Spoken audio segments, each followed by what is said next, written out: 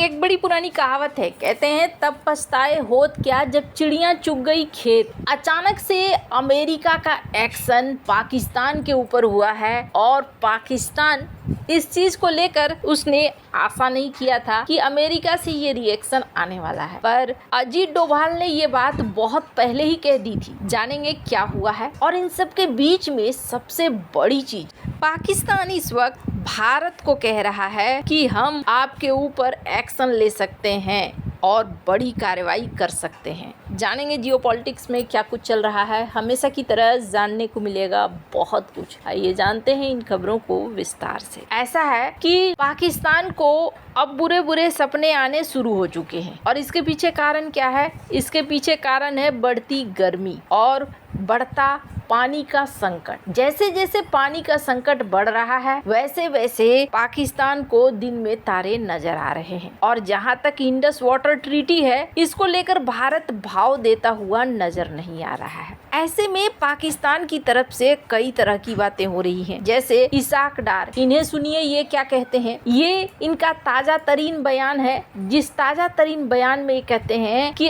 that any attempt to stop or divert the flow of water belonging to Pakistan under the Indus Waters Treaty will be considered as an act of war.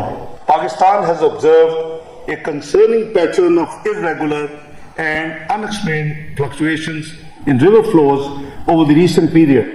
Any misadventure against Pakistan will be met with full might, resolve and determination. अगर भारत पानी का बहाव रोका तो पाकिस्तान पूरी ताकत से जवाब देगा। सिंधु जल संधि के तहत पाकिस्तान को जो पानी मिलता था, अगर उसको रोकने की कोशिश की, उसके बहाव को मोड़ने की कोशिश की, तो इसे एक्ट ऑफ वॉर माना जाएगा, यानी कि युद्ध की कार्रवाई। और फिर इन्होंने कहा कि पाकिस्तान के खिलाफ किसी भी दुस्साहस का पूरी ताकत, दृढ़ता और संकल्प के साथ जवाब दिया जाएगा। जबकि भारत की तरफ से कहा गया है कि खून और पानी साथ नहीं बह सकता है।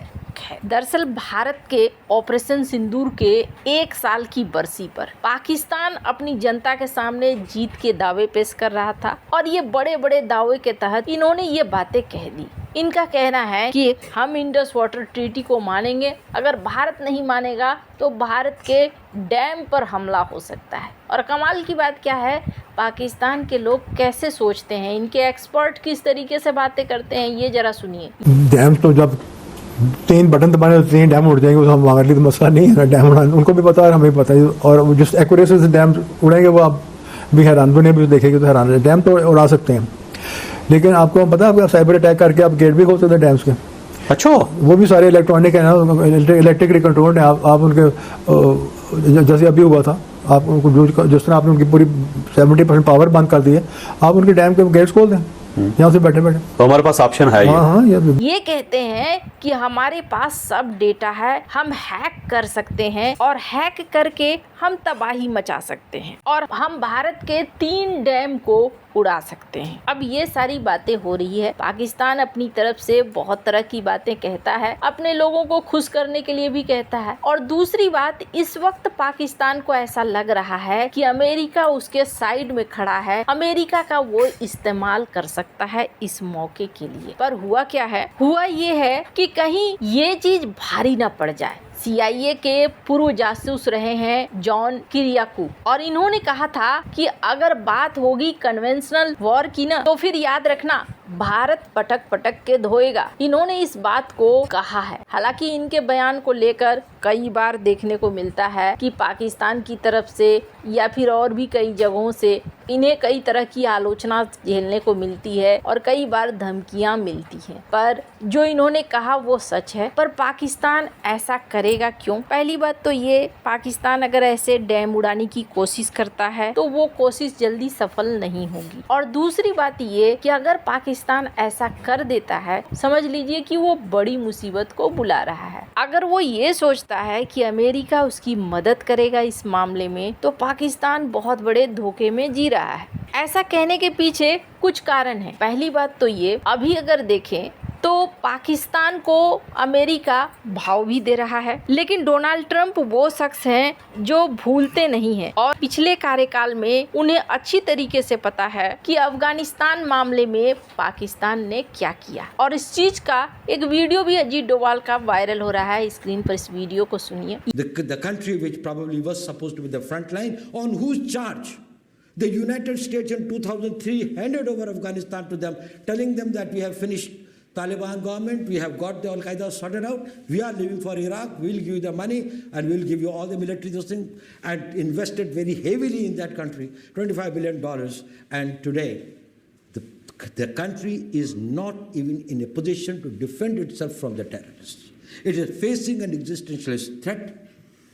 Its internal situation is highly precarious, its economy is in doldrums, and there is a serious distinction within the government. And if you see the Economist of this week, यहाँ पर अजीत डोभाल ने कहा कि अरबों डॉलर अमेरिका ने पाकिस्तान को दिए अफगानिस्तान मामले में, लेकिन ये पाकिस्तान क्या हो गया? ये पाकिस्तान आज की डेट में वो पाकिस्तान बन गया जो खुद अस्थिर है। इतने सारे पैसे होने के बावजूद भी पाकिस्तान उन पैसों का इस्तेमाल नहीं कर सका, यानी अमेरिका के पैसे भी डूब गए और अमेरिका ने जो सोचकर ये सब कुछ किया था वो भी किसी काम का नहीं रहा। और अभी अमेरिका को कुछ बातें समझ में भी आनी शुरू हुई है और इसका एक एग्जाम्पल देखने को मिला है जो पाकिस्तान के लिए बड़ा झटका है। अमेरिका ने पाकिस्तान के पेशावर शहर में जो अपना महावाणिज्य दूतावास था उसे बंद करने की घोषणा कर दी है। अमेरिकी विदेश विभाग ने कहा कि पेशावर के कॉन्सुलेट को अब चरणबद्ध तरीके से बंद किया जाएगा और विभाग का कहना है कि क्यों बंद कर रहे हैं,